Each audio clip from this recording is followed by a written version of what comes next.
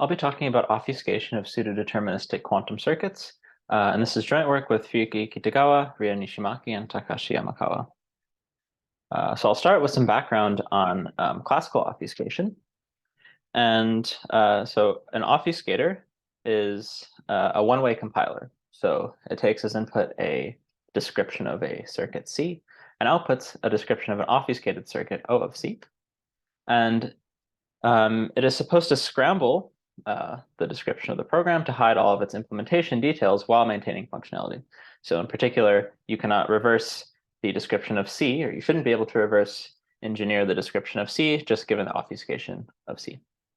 And its most basic applications are to software protection, useful against reverse engineering, intellectual property theft, and it's an anti-piracy tool. But beyond that, there's actually been a lot of work in cryptography over the past decade plus, showing that obfuscation, in particular, this notion of indistinguishability obfuscation, has very broad applications across crypto, from fully homomorphic encryption to functional encryption to even applications in the quantum world, such as public key quantum money.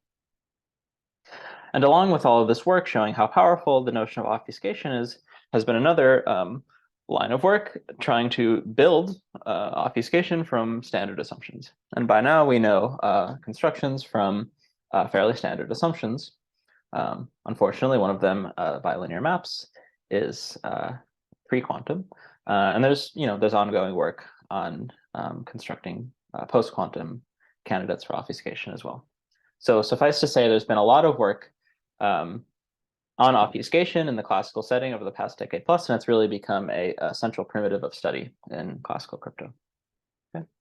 So this talk is going to be about the natural quantum analog of obfuscation, which is quantum obfuscation. So the question is, can we obfuscate quantum circuits, or does there exist a one-way compiler for quantum computation? Okay. This question has been studied far less. I'll mention this paper from a few years ago that kind of introduced the subject, gave a bunch of definitions, some possibilities, and basically asked for kind of more work in this area. And in terms of actual constructions of quantum obfuscation, I'll give basically what was known prior to our work. So there's some work that has constructed obfuscation, or like perfect obfuscation, meaning kind of the obfuscations are perfectly secure for necessarily very limited classes of quantum computation. So to get a general purpose obfuscator, we'll have to go beyond this and use computational assumptions. And this work of Broadbent and Cosme also gave a construction for obfuscating quantum circuits with logarithmically many non-Clifford gates, assuming post-quantum classical I/O. So Clifford circuits are fairly easy to obfuscate, and they extend this to circuits with a few non-Clifford gates. Okay, and then work of myself and Giulio Malavolta from a couple years ago shows how to obfuscate nil quantum circuits, which is any circuit that outputs 0 on all inputs, in what's called the classical oracle model, which I'll explain a little bit later in this talk. And we also give some various kind of cryptographic applications of this notion. But it should be pretty clear from this slide that the state of research prior to our work was that it was unclear if kind of general purpose obfuscation for quantum circuits even exists. Okay, and we make some progress towards this goal to answer this general question of, is it possible to obfuscate general purpose quantum computation, so for more kind of general classes of circuits. And our main result is an obfuscation scheme for polynomial-sized pseudo-deterministic quantum circuits in the classical oracle model, and additionally assuming the hardness of learning with errors. So what is a pseudo-deterministic quantum circuit? It's a quantum circuit that has classical inputs and classical outputs, and it also satisfies this property that for each classical input x, there exists an output y that is a kind of output when you run the circuit on x with overwhelming probability. So it's like an almost deterministic map from classical strings to classical strings. And a very prominent example of such circuits would be circuits that implement, say, Shor's algorithm for factoring or finding discrete logs. These would be kind of pseudo-deterministic algorithms, right? Okay, so this is the main result. And just to give you a bit more of a visual or like semantics of what we actually of our scheme, we have a quantum obfuscator that takes as input the description of a quantum circuit Q. So this is like a classical description of a quantum circuit. And the output is actually two parts. One is going to be a quantum state, and the other is going to be a classically obfuscated program. Okay, so we're going to use classical obfuscation for this. And then there's a evaluation procedure that takes as input the quantum state, the classically obfuscated program, and some input x, and returns the output q of x with overwhelming probability. And you can kind of run this evaluation algorithm on multiple inputs of your choice repeatedly. Okay. And so security, this is where I'll introduce kind of what I mean by the classical oracle model. The security notion that we show is that any adversary that has access, basically oracle access to this classically obfuscated functionality, along with the quantum state, can be simulated by a simulator that just has oracle access to Q. Okay. So kind of this is where we have to model the classical obfuscation as implementing a black box or implementing a classical oracle, right? And one way to view this result is basically that, at least in a cryptographic sense, since pseudo-deterministic quantum circuits can decide BQP languages, this is basically like saying that any BQP oracle can be simulated, just given access to kind of a P oracle. Of course, in a cryptographic sense, the simulator will be quantum. But if you don't really, if you want more of a statement without oracles, what we can at least say is that the scheme also gives us a candidate indistinguishability obfuscation for pseudo-deterministic quantum circuits Q by instantiating the classical obfuscation with some candidate post-quantum indistinguishability obfuscator for classical circuits. And if we instantiate this with I/O, we don't know how to formally prove that this is a quantum I/O, but you can take our oracle proof as some heuristic evidence that this is indeed a secure scheme. And this is the first even candidate for obfuscating such class of quantum circuits in the literature. Okay. And while our work certainly focuses on the construction, we also provide a couple of initial applications. So we can show now functional encryption for this class of pseudo-deterministic quantum circuits. And we can also show how to copy protect this class of pseudo-deterministic quantum circuits using our obfuscation scheme. And copy protection is kind of this quantum-only anti-piracy notion that has traditionally been studied to apply to classical computation. And we extend this to this class of pseudo-deterministic quantum computation as well. Okay. All right, so let's get into some of the technical details of the scheme. Our starting point is going to be quantum fully homomorphic encryption, in particular the scheme due to Mahadev from 2018. So we'll start with, to obfuscate Q, suppose that we first encrypt the description of Q using a quantum FHE scheme. So why is this helpful? Well, given any input X, one can run the evaluation procedure of this FHE scheme and evaluate Q of X under the encryption to produce a ciphertext encrypting the output Q of X, right? So you can do this for any input that you want. So this kind of almost gives you an obfuscation scheme, except that instead of getting the actual output Q of X, you get an encrypted version of Q of X. And we would want to somehow allow the evaluator to learn the output Q of X from this encryption. But unfortunately, we can't just give out the secret key of the encryption scheme in the clear, because that would also allow the evaluator to decrypt the encryption of Q and learn the description of Q, which is exactly what we're trying to hide. Okay. However, this suggests the following natural approach, which is to, rather than give out the secret key in the clear, we're going to do the following. So our quantum obfuscation of Q is going to be an encryption of Q, along with this classically obfuscated program that has the secret key hard-coded into it and will basically only use the secret key to decrypt valid outputs. Okay, and what do we mean by a valid output? That's determined by this hopefully classical program p var then decrypt, which will take as input X an output ciphertext and a proof that this output ciphertext is valid. Okay, and it will only output the decryption of this output ciphertext if it deems that the proof is valid. Okay, so this is kind of the idea that we want to somehow instantiate. Okay, and so what do we need from our QFHE scheme in order to instantiate this idea? We call this publicly verifiable QFHE. So this is just a standard QFHE scheme. We have a gen algorithm that generates PK and SK with the following changes. So the encryption now, in this case, say it's encrypting Q, it'll output the ciphertext along with some verification key. And the evaluation algorithm will take, X and output an evaluated ciphertext encrypting Q of X along with some proof that this evaluated ciphertext is valid, honestly generated. And then there's this additional algorithm, var, that will take as input, like the input ciphertext X, the output ciphertext, and a proof, and decide whether the proof is valid or not.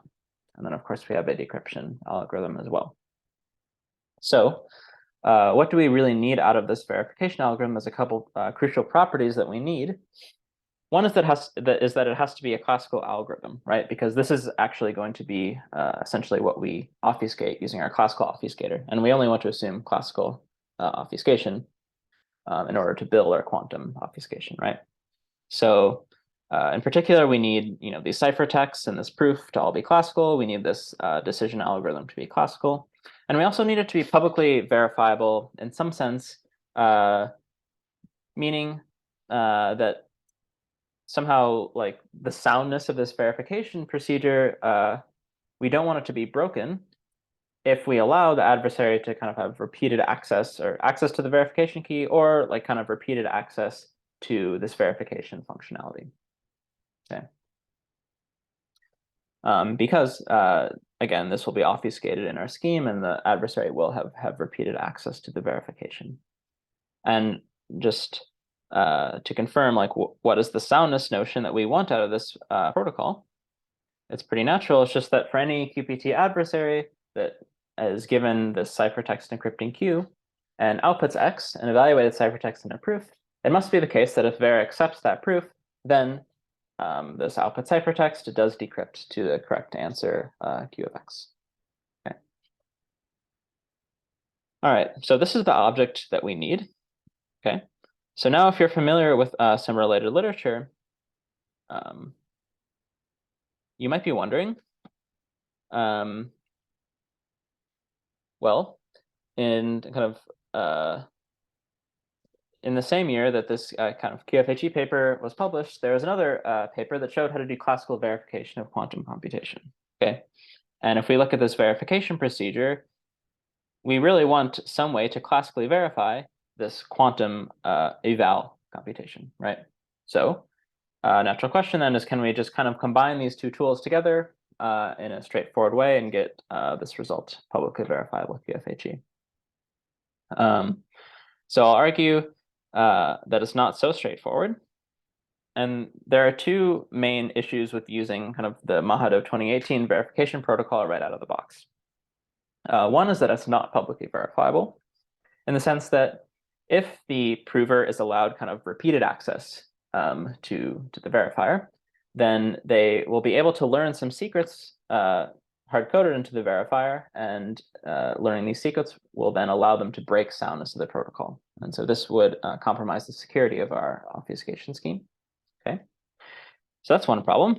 And the other problem is actually that this verification protocol only applies to pseudo-deterministic or BQP quantum computation.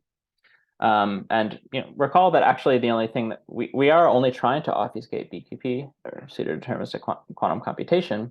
But the problem is that if even if Q is pseudo-deterministic, the computation or this QFHE evaluation computation is not pseudo-deterministic. It will actually output a distribution over classical output ciphertexts. So this is actually the computation that we need to verify, but it is not a pseudo-deterministic computation. It's actually a SAMP BQP computation.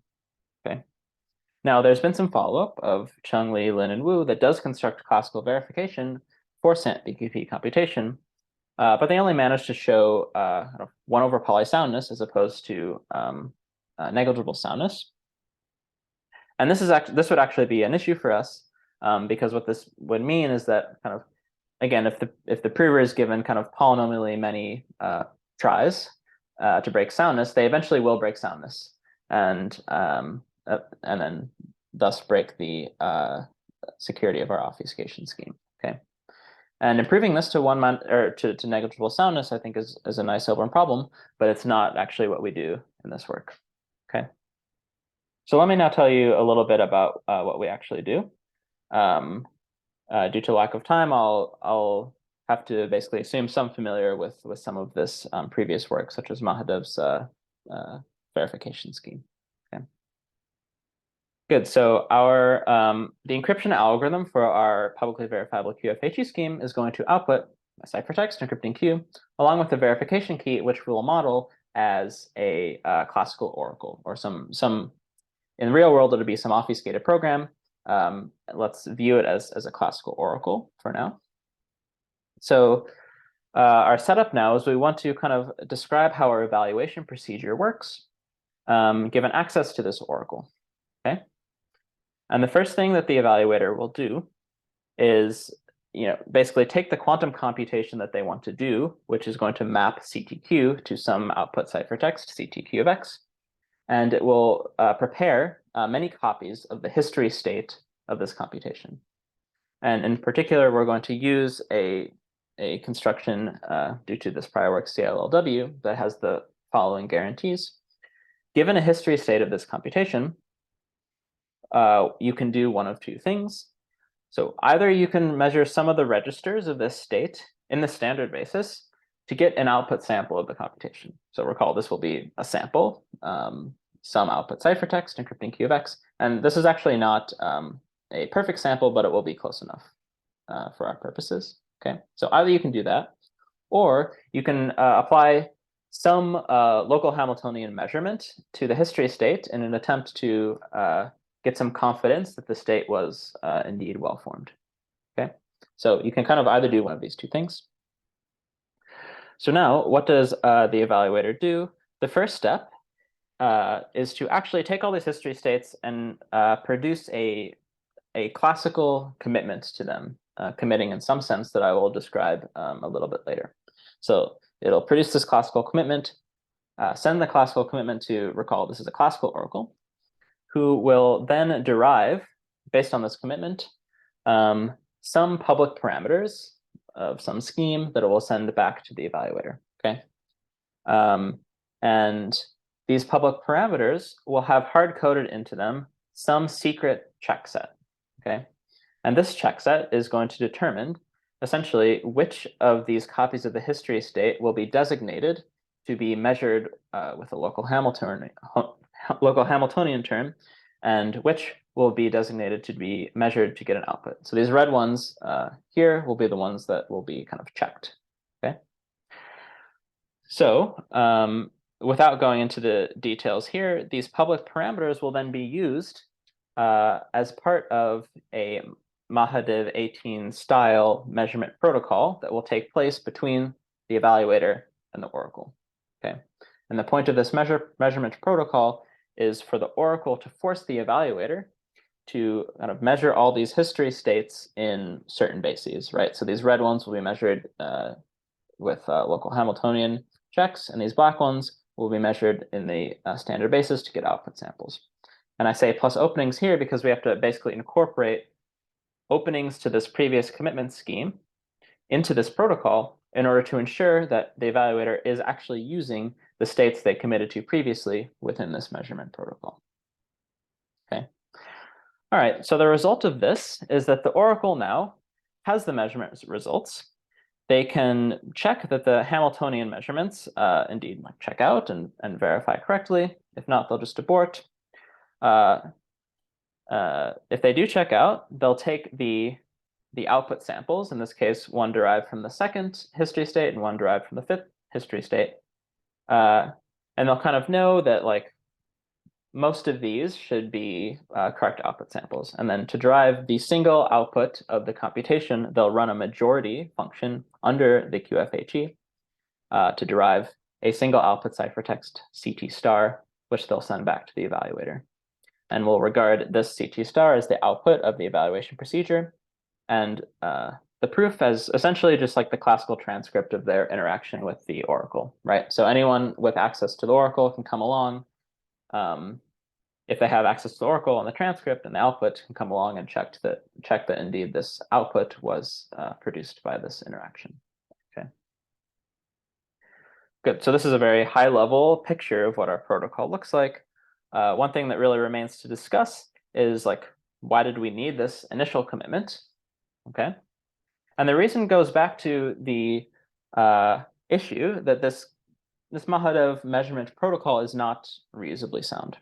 Okay, so what an evaluator could do is, after an initial honest evaluation of this protocol, they could go back and query the oracle multiple times and eventually learn the secrets hard-coded in the public parameters, in particular this check set.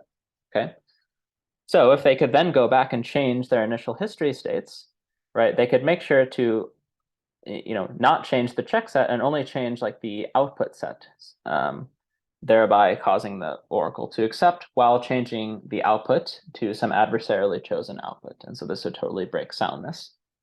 But because of this initial commitment, they actually can't do that, right? The guarantee is that even if they learn the challenge set, they have already committed to their states, in the sense that actually the standard basis measurements of these black states have been committed at this point, and so they can't go back and change this output ciphertext in CT star. They're kind of committed to that, and that's going to be the output of their interaction with the evaluator. Okay. So to go into a little bit more detail about the type of commitment scheme we use here, we call this a polyfunctional commitment. Okay, and in words, what it is a classical commitment to a quantum state, right? That is binding to Z, or standard basis measurements, right? We need it to be binding to the output ciphertext. But it will support, like, the key property of this commitment is that it supports opening to either a Z or an X measurement. So it kind of preserves some quantum properties of the state that was committed to. Because we need, in the subsequent measurement protocol, to be able to open our committed states in either the X or Z basis.